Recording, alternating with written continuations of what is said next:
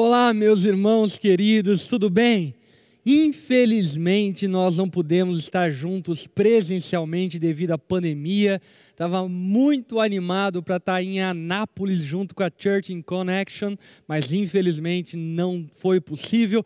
Mas ainda assim fiz questão de poder gravar esse vídeo, de alguma forma poder contribuir e edificar a Igreja de Cristo que está reunida aí nesse momento juntos.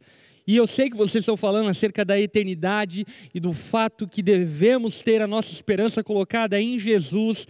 E por isso, brevemente, eu quero fazer uma reflexão com esse seguinte título: não diminua a sua esperança. Não diminua a sua esperança. E para conversarmos a respeito disso, eu quero convidar você a abrir a sua Bíblia, lá no livro escrito pelo apóstolo Paulo, primeiro aos Coríntios, capítulo 15, no verso 12 em diante. 1 Coríntios, capítulo 15, versículo 12 em diante. Vamos ver o que a palavra de Deus nos fala nesse trecho e o quantas riquezas nós podemos tirar desse texto a respeito da eternidade, a respeito da esperança que temos em Jesus. 1 Coríntios capítulo 15, versículo 12.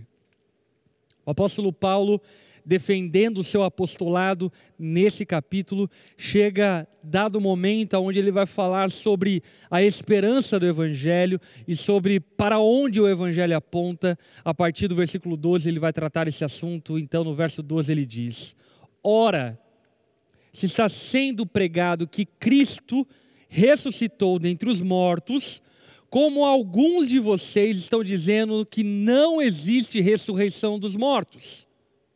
O que o apóstolo Paulo está dizendo é: olha, tem gente por aí que está dizendo que não existe ressurreição dentre os mortos. Entretanto, a mensagem do Evangelho, a mensagem que proclamamos é a mensagem que Cristo ressuscitou dentre os mortos.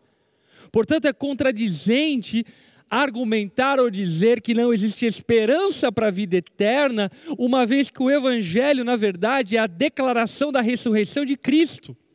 E se Cristo não tivesse ressurreto, nós não teríamos esperança. Portanto, a mensagem do Evangelho é a mensagem que anuncia a ressurreição. Entretanto, havia irmãos naquele contexto que estavam sendo desesperados a respeito da ressurreição dentre os mortos, pensando que a vida com Cristo se limitava a ter uma vida confortável ou ter uma vida temporária aqui na terra. Não, o apóstolo Paulo ele quer elevar o entendimento dos coríntios, assim como eu também quero elevar o seu entendimento nesse tempo que temos juntos. No verso 13, o apóstolo Paulo então continua argumentando e dizendo: se não há ressurreição dos mortos, nem Cristo ressuscitou. O que Paulo está dizendo aqui então é: olha, gente, se vocês dizem que não há ressurreição dentre os mortos, Cristo também não ressuscitou. E se Cristo não ressuscitou, é inútil a pregação, como também é inútil a fé que vocês têm. O argumento lógico do apóstolo Paulo é muito interessante, porque ele constrói o argumento dizendo: olha, se vocês não creem na ressurreição dos mortos, Cristo também não ressuscitou. E se Cristo não ressuscitou, a mensagem da ressurreição de Cristo é inútil.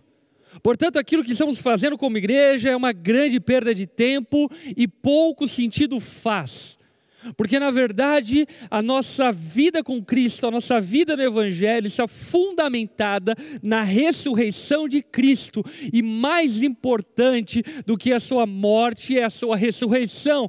Porque a sua ressurreição é as primícias daquilo que acontecerá com todos aqueles que creem em Jesus. Portanto, se não cremos na ressurreição, não podemos crer na ressurreição de Cristo.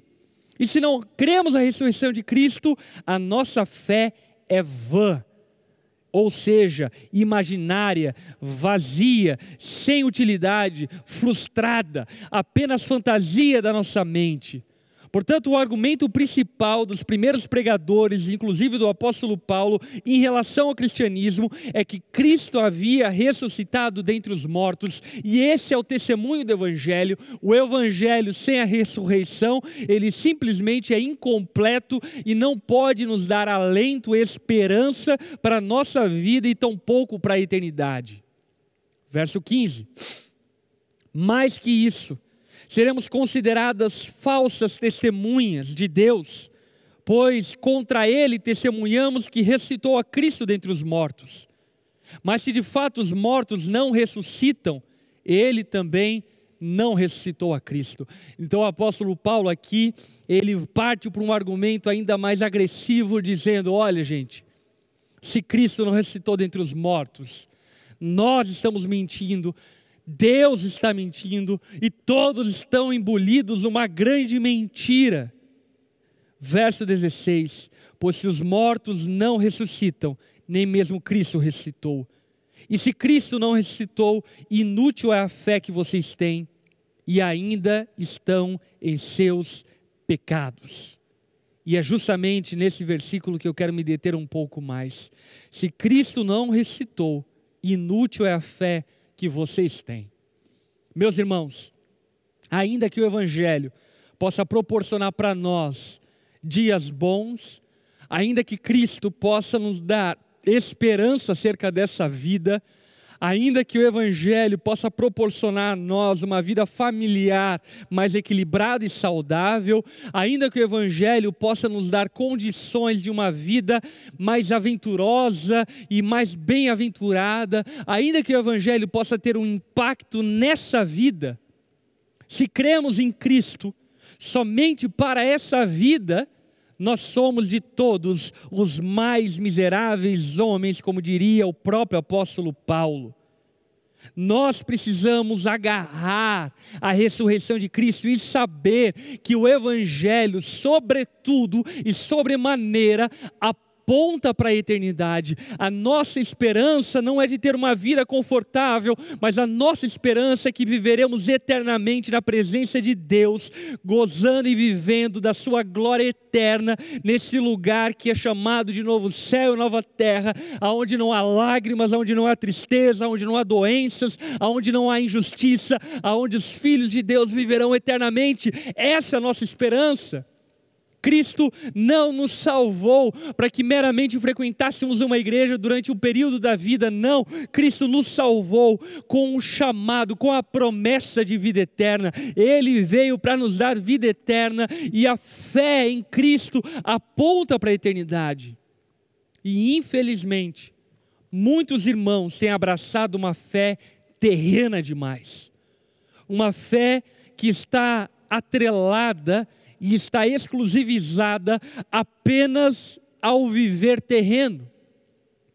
E sabe, é importante que nós sejamos chacoalhados e voltemos a prestar atenção nas palavras de Deus e nas promessas de Deus e saibamos que se a nossa esperança não está na ressurreição dentre os mortos e pelo fato de que um dia ressuscitaremos um corpo glorificado para viver no novo céu, na nova terra, a nossa fé é inútil e ela pouco tem valor. E ainda mais, se Cristo não ressuscitou dentre os mortos, nós também não fomos libertos dos nossos pecados, mas ainda estamos atrelados e amarrados a uma vida pecaminosa e portanto herdeiros da condenação eterna, herdeiros do inferno. A ressurreição de Cristo é a base para a nossa esperança de vida eterna, é a base e a primícia para crermos que viveremos em um corpo glorificado, onde o pecado não mais fará habitação em nós, e assim sendo poderemos usufruir eternamente da presença de Deus. Verso 18, neste caso, também os que dormiram em Cristo estão perdidos. Se é somente para esta vida que temos esperança em Cristo, somos de todos os homens os mais dignos de compaixão. Se é somente para essa vida que nós temos esperança em Cristo, o apóstolo Paulo afirma, somos de todos os mais dignos de compaixão. Sabe por quê? Porque estamos desperdiçando a vida, crendo num falso evangelho, num falso Cristo e numa falsa esperança.